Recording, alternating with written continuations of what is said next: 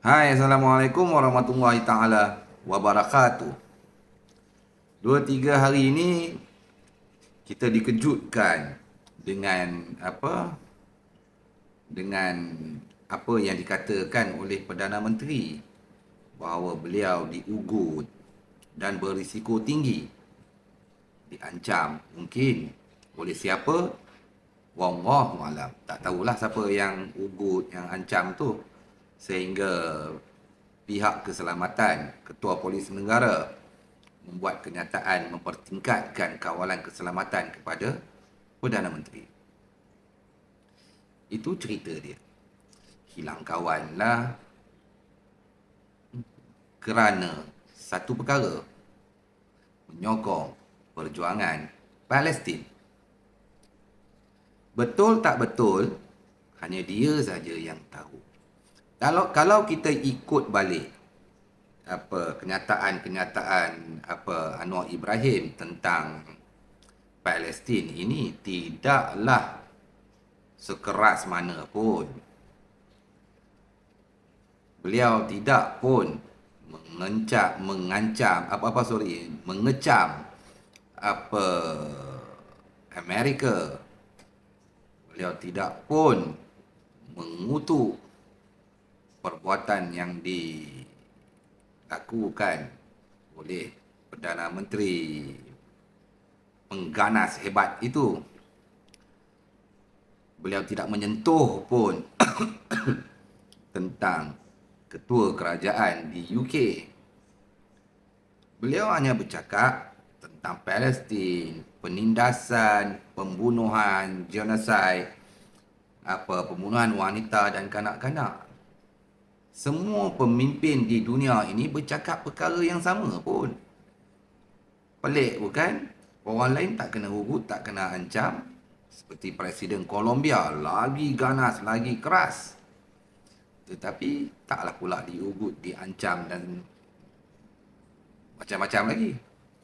Kalau kita berbalik kepada dalam negara, viral video ucapan kenyataan yang dibuat oleh Tun Dr. Mahathir, viral. Al Arabiya Post lah, macam-macam Arab lah, berita-berita media-media di Arab, viral video kenyataan yang dibuat oleh Tun Dr. Mahathir.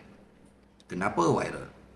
Pertama, kerana Tun Dr. Mahathir menyentuh, mengkritik Amerika. Yang kedua, Tun juga mengkritik United Kingdom. Dan yang ketiga, Tun juga dengan lantang mengkritik pengganas dunia yang sedang melakukan pembunuhan beramai-ramai ke atas warga Palestin.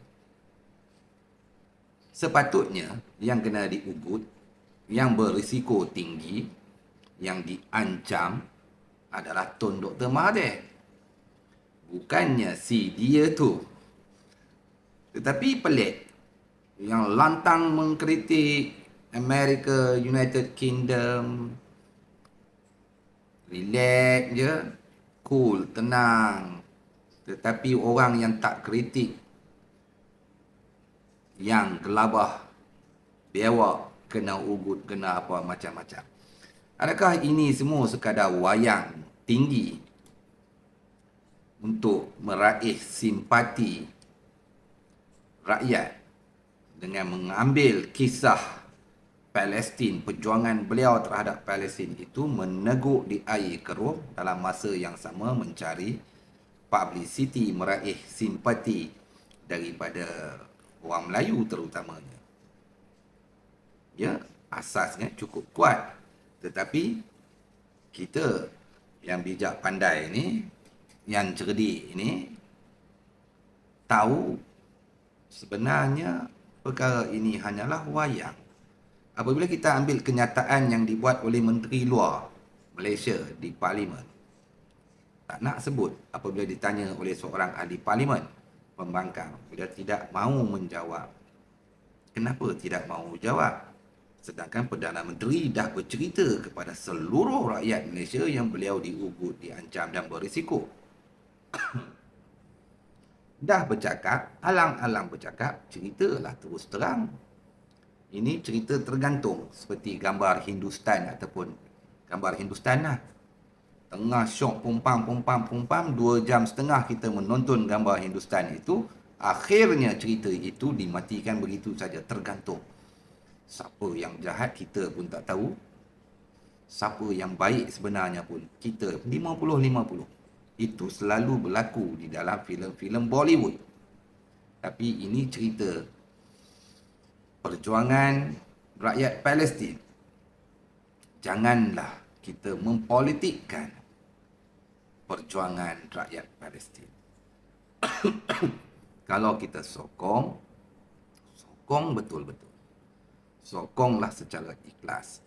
Bukannya hanya berdegar-degar, bercakap, kemudian kita meneguk di air yang keruh dan bercerita pula yang bukan-bukan kepada rakyat Malaysia. Lagi saya nak sentuh adalah tentang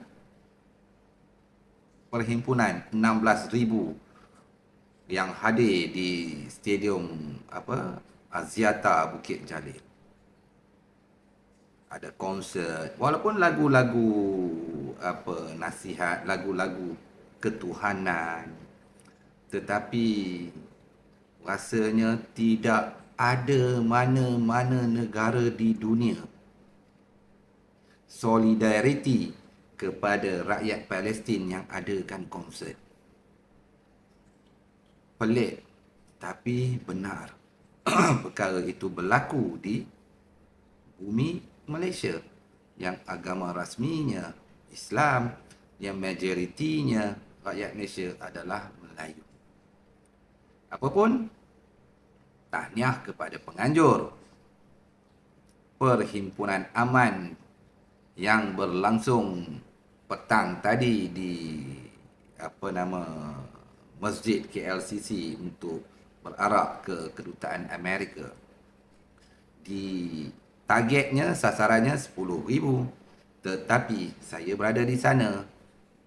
Saya tak naklah cerita itu lebih.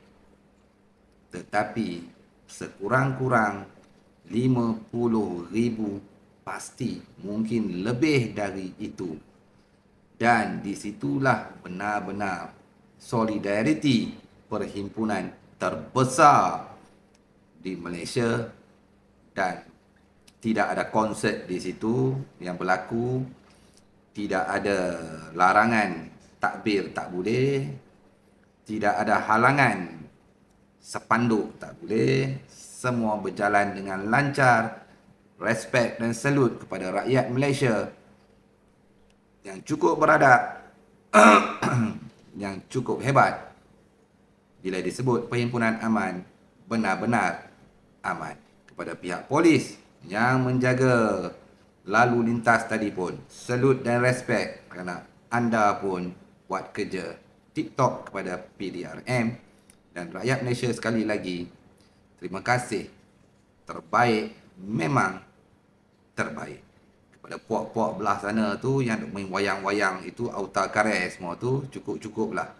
Jangan meneguk di air yang keruh. Jangan ambil kesempatan di atas perjuangan, sokongan pada perjuangan rakyat Palestin itu dipolitikkan dengan cerita-cerita untuk meraih simpati.